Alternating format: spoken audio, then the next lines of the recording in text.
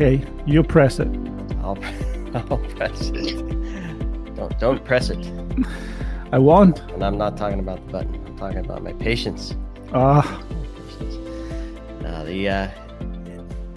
This is. There's no patience here. I mean, this is a fun time. There's a lot of excitement building for the upcoming event, and I'm excited to press this button. Actually, to have this conversation with one of the speakers from Infosecurity Europe in London, talking about a topic that's near and dear to our heart. I mean, this really connects the human element to the technical bits in cybersecurity, all around culture. So this is going to be a fun conversation, Marco.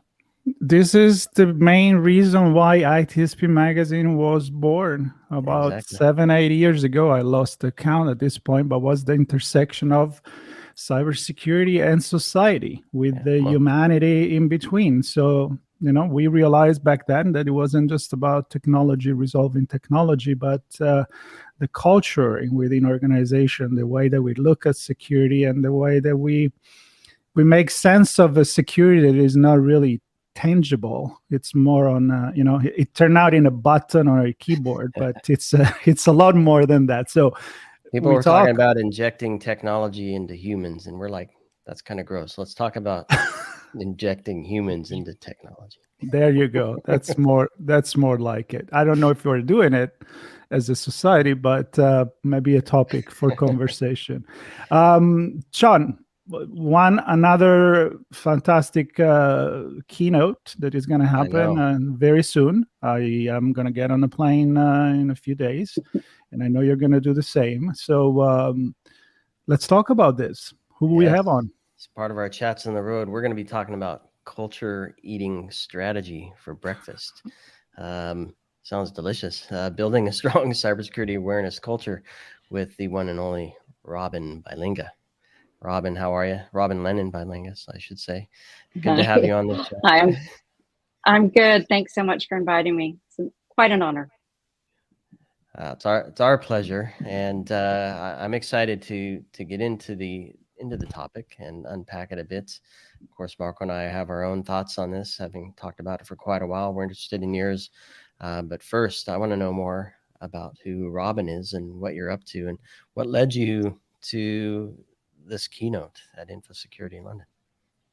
So I have a little bit of an interesting background, which as a human factor expert, if you will, we've learned that it is really imperative that people enter in from a variety of different backgrounds, psychology and having skill sets, soft skill sets, empathy, compassion, the ability to communicate with people so that we can build that relationship with the technical versus the human, which we all know it all comes down to the human, right? But I had a business that I built, and we were rather successful. I actually had an internal threat issue, and it shifted the course of my life dramatically. I went and sought my master's in information security. I focused on human factors and internal threat management, and just really wanted to shift my focus on helping other people not experience what I did. It was rather life-changing. You can look at all kinds of statistics, but there's one particular which was written several years ago, and I think it was Inc. magazine that said 60% of small businesses will go out of business after a hack. And it's not just financial. It's because all of these emotional things are happening as well. I should have. We used to say shoulda, coulda, woulda. Should have known better. I should have been more alert. I should have seen this coming. But several years ago, and people weren't as knowledgeable, quite frankly, as we are now. But when it comes to security culture, awareness training. So for my daily living, I do awareness, culture building, comms, education, the Cyber Champions Network. I build that, and there's so much involved with understanding people. So I'm a big fan of Stephen Covey and 7 Habits, right? I read that when I was in graduate school the first time. And habit number 5 is seek first to understand, then to be understood. And I really like that quote, because if we just go and password management, and you've got to learn about being safe for remote working and being safe when you're traveling and blah blah blah, it's really, it can become white noise. And when you change the method of delivery, when you change the narrative and you make it about the people, and again, going back to that fifth habit, meet the people, understand what they do daily in their work and their workflow, make it relevant, make the issues relevant to them first. And when I first got out of college, the first time I was a flight attendant actually for a couple of years, and great experience, great company. I worked for a company called Southwest Airlines. You might have heard of them. And this is back in the day when they were changing the world with their different culture, with the different way that they approach their customers, and with the way that they approach their employees.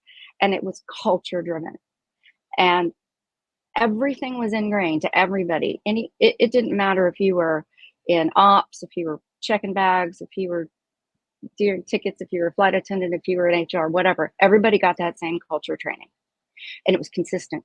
And the message aligned with the mission and vision of the company. And now this wasn't security culture, but it's culture. And when that Peter Drucker quote, "Culture eats strategy for breakfast," makes a lot of sense to me, because you can have all the strategic plans in the world, but Texas, we used to call it talking out of both sides of your mouth. When you say one thing but you do another, even as a parent, if I say, don't steal, and then I go and put something in my pocket, we watch what people do. We watch what our leaders do. Even as adults, we watch. It's top down. So whatever our leadership is doing and saying, even if it doesn't mesh with the strategic plan, we're gonna follow the path. Yeah. And let's talk about the title for a little bit, because I think it's an interesting quote, and I think that if you look at from a more logic mind, more business mind, you may think that in order to create culture, you do need a strategy to achieve that, because that kind of mindset, you want a strategy for everything. But what you're saying with this, it's more like the other way around, where the habits, the way you behave, the way you see the world, you see the business, you have a goal. What is your why, right? For the company, you brought the example of the company you used to work with. And from that perspective, culture comes first and strategy maybe adapt to that. So it's kind of like depending on where you look at it from.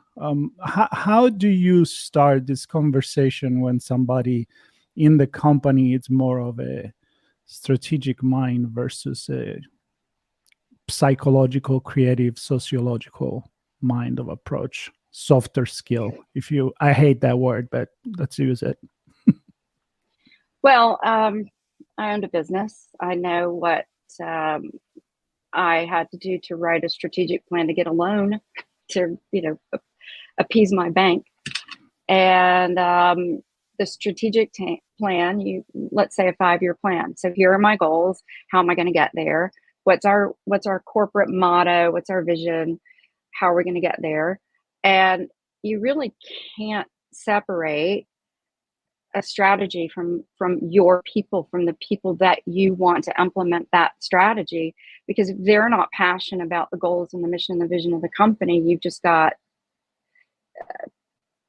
paper shufflers. And when you're trying to really make a difference, and quite frankly, we need to put information security at the top of the importance. It hasn't, we all know that that's critical now. And if you look at the culture of safety back in the 80s, whatever, you could go through a manufacturing plant and front door to back door loading dock, not a word about safety. Then there was a shift, a total paradigm shift. And that safety and the safety of our humans is a big part of our business strategy, because it affects our stock shares, it affects our employees, it affects so many different things. So you look at the same thing with security culture, and you encourage people to implement it, and I hope I'm guiding you in the right question, in the right way to answer your question. Every corporation has their ultimate mission and vision statement. It's the first thing you do, and you've always got to go back to that mission and vision. I love the story about the brand. It's a retail brand, and it's grown into this huge life force of its own. But when the three guys that got together decided the brand, they said, okay, here's this man, right? What does he drink? What does he smoke? What does he wear? Who does he date? What kind of car does he drive? Tommy Bahama, that was it. Everything went back to, okay, who is this persona? And then we work from there. That's the way culture is. Who is the culture? Where do we want to go for a business? How do we want to do that? And what are our values and how do they align? And then how do we get people to care about this persona or this culture or this vision? How do we get people to care about the mission? So much so that we can define security culture. I can give you real pretty words about behaviors and attitudes and different things like that. But one of my favorite is culture is what people are doing when nobody is looking. That defines. Yeah, that's what your brand is. I think Jeff Bezos said that, and many others said something similar. Yeah. For sure. What they say about you, not what you say about yourself.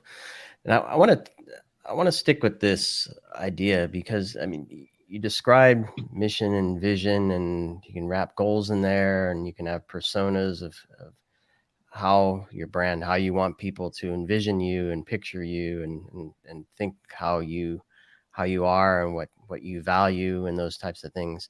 And then you have GDPR, right? Yeah. That says you will now have to care about these things. So now I have this amazing looking person that's wearing a GDPR bag, like they're driving a Lamborghini and drinking fine whiskey with a GDPR backpack that's all raggedy on them. So it changes the way I can take that visual out of my mind now. It changes. No, my point is it changes the way you look, right? So my question is, can you wrap and there's a second point to that, which is there's security culture and there's data protection culture and GDPR, how you use data, which two different factions within the organization, and then you have this big giant culture that you have to deal with. And you mentioned the Southwest example. I mean, that's who they are, right? They're funny and that kind of thing. And how do you throw security into that? I guess, do you make it funny and fit in? So the question I have is, do you find a way to fold security in to the culture, or does the culture define how security is managed? Because earlier you mentioned it has to be relevant and fit into the workflows, right? It's what you do.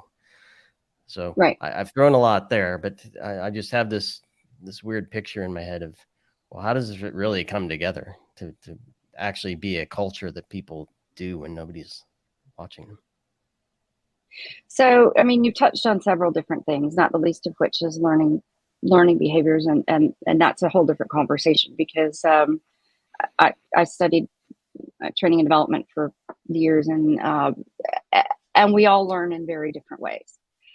Some with humor, some with constant nudges, some with the written word, some people, when I was with that airline, there were some people that really didn't like the humor. So, you had to read, you got to be able to read the room. So that's why virtual training is so difficult, because you can't see people's eyes. You can't shift the message as you lose people or gain people or whatever. So, learning methodology is one thing, but, developing a whole culture it's not overnight. I mean, it's basically at least a 2-year program. And that's when you've got it really relatively well defined, board, top leadership, full backing, 100% support. And it's just a part of your daily routine. and then people expect it. And I really believe people want to know how to be secure, because it doesn't just affect when I go to work or punch a clock and I'm there from 8 to 5 or whatever. I mean, learning about information security is critical to everything we do from this point forward. And protecting our children, protecting ourselves, protecting our identities, our bank accounts, everything. So when you have the ability, which is amazing, to go in and actually create a culture with a company that is supportive, it's fun, because you get to go to the conversations with people are critical. And you know, 100 years ago there was a book called I think it's Tom Peters' Management by Walking Around, and I was in graduate school at the time, and I thought, well, that sounds stupid. I mean, that's just like common sense, right? And Marco, you were talking about, you know, the human element and taking the technical and merging the humans, or injecting, you know, the human into the technical. And I think that sometimes we get so myopic and so focused on what we do, whether it be coding, cybersecurity, whatever, that we forget that this is not everybody's job, and they don't care. I don't care how the engine in my car works. I want it to do the things I want it to do, safely, of course. There's so many things we can talk about. You know, we used to not put on your seatbelt. Now you wouldn't get in the car without a seatbelt. Now your car warns you if you don't have a seatbelt on. Now car warns you if your back passengers don't have their seatbelt. So it's up to us, I think, from a technological standpoint, to put in those little warning things to help people remember to operate safely. But you do it in a way that's respectful and empathic. And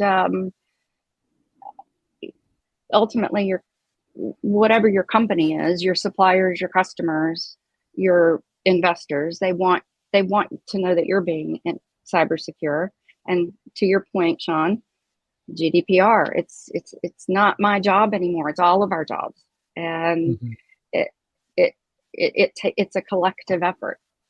And if we don't, and that's culture. In order to have a collective effort, that's culture. You know, that's why I went right there at the beginning with the title and the quote, because I feel like it needs both, right? I mean, you can attack the problem from one side or from the other, but ultimately it's not just one side that is going to win. It's a mix of the two. I think that you need the regulations, you need the culture, the understanding that, like, you know, you go in the car, if you grow up in that transition of not seatbelt, we didn't, you know, the car then started to remind you that with that annoying beep, and now it probably just put it on by itself. But there was also a moment that you just walk, you sit in the car and automatically you do it, right? And automatically you put it on your kids, and the person next, if he doesn't do it, you're going to say, you should do it, because that's culture, right? So it goes in a lot of different direction. And of course, to go to your presentation, to your talk at Infosecurity Europe, you're not going to have an entire curriculum of lessons to go through this. So what are going to be your main point there, and especially what people will walk away, or you hope they'll walk away with thinking about after they hear your presentation? I love to tell stories, and I think storytelling is one of the best ways to have people remember. I took a cybercrime class, and we had all the statistics and data and hundreds of thousands of slides. It felt like 100,000 slides. It was the stories that I remember. It was the stories of the people that were, cyber bullied or whatever. You know, that's the stuff that speaks to all of us. It's a story. The best advertisements you have are for stories. And I want to tell a couple of stories that hopefully will help people resonate with people. I want to talk about the importance. Why is it so pivotal and important that we have a good security culture and address the human element? And also metrics. Is there a way to measure it? How do you measure something that you can't see? We didn't have any attacks this year. Oh, great. So now we don't need the team. We're all great. That's always been an issue.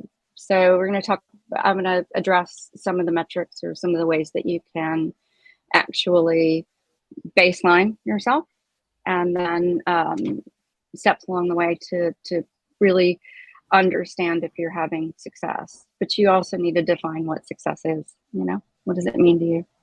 Yeah.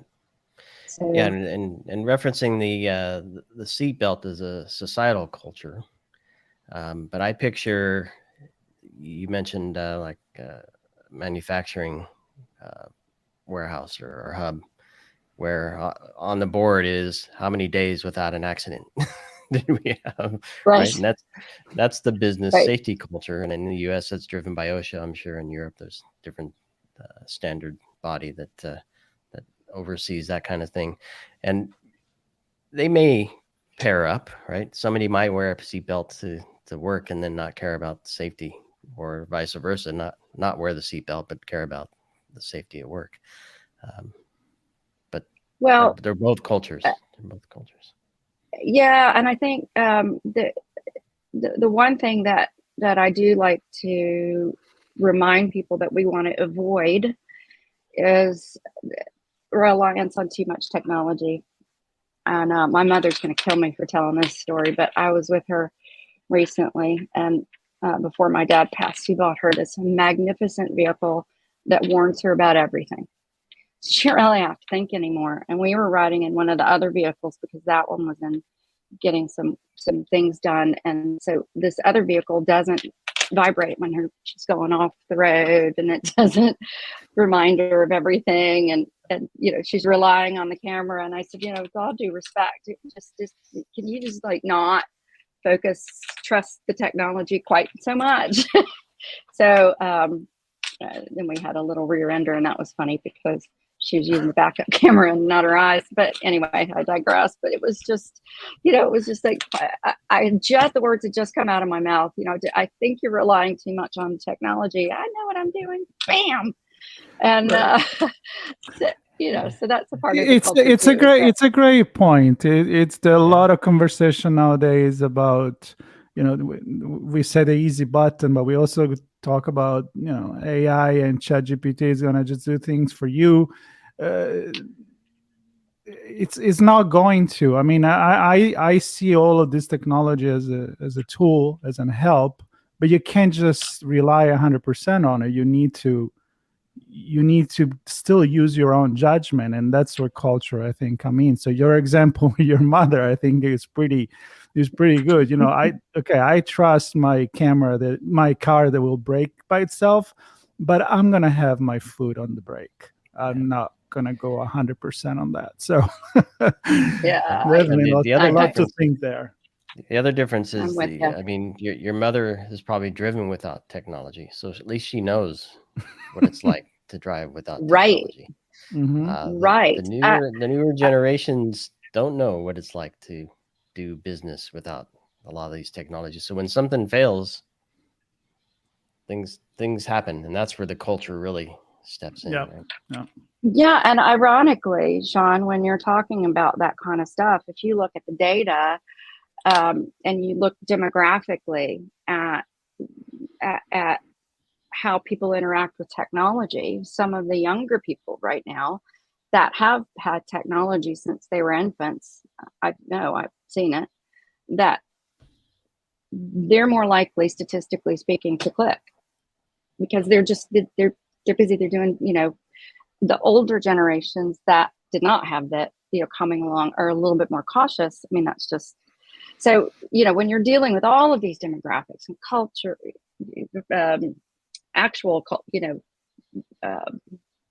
cultures of homeland and cultures of busyness and work, and how do you put all that into a security culture? And the one thing that I want to leave people with is the criticality of knowing your people. So I did a seminar once called "Know Your People," because which is imperative. And how do you do that if you've got an organization or something? Can you still hear me? Sorry. Yes. Yeah. So, and that's culture, because a small team of InfoSec people can't be there every day to make sure. So you know, it's how do you not make this a priority to ingrain it into the first days of someone's relationship with the company? You start it in the interview process, and you know, this is a big part of our organization, and you know. Yep. So, well, a lot to talk about here, and definitely a large conversation. And I think it will be a session that will let people think a lot about what they're doing, what they've done, and the way that they are approaching culture and security. So I'm going to make a call to action here for everybody that is at Infosecurity Europe at the Excel in London in a few days, which will take place on the 20th, the 21st, and the 22nd, to also on the 22nd at 12:25, I see on the schedule, to come to your keynote stage session, and that is called Culture Eats Strategy for Breakfast. So that alone, it's already interesting, building a strong cybersecurity awareness culture. So I want to thank you for sharing a little tease. I think it will be plenty of stories for people to listen. Clearly, you like to tell stories and make reference, and so I like that approach of making things visual and memorable. And Sean, we're going to be there as well. Absolutely. So it's talking about breakfast. You know, I love food, so I'm gonna. It's a late breakfast. It's 12:25, so it's more of a brunch. No, but it's eating breakfast. I know. I was making a joke there. But anyway, that everybody that is going to be at the event, please join this session, and we sure will do. So, Thanks, Robin. Thank you so much. I appreciate it. Y'all have a great day. Thanks. Thank you. Bye-bye.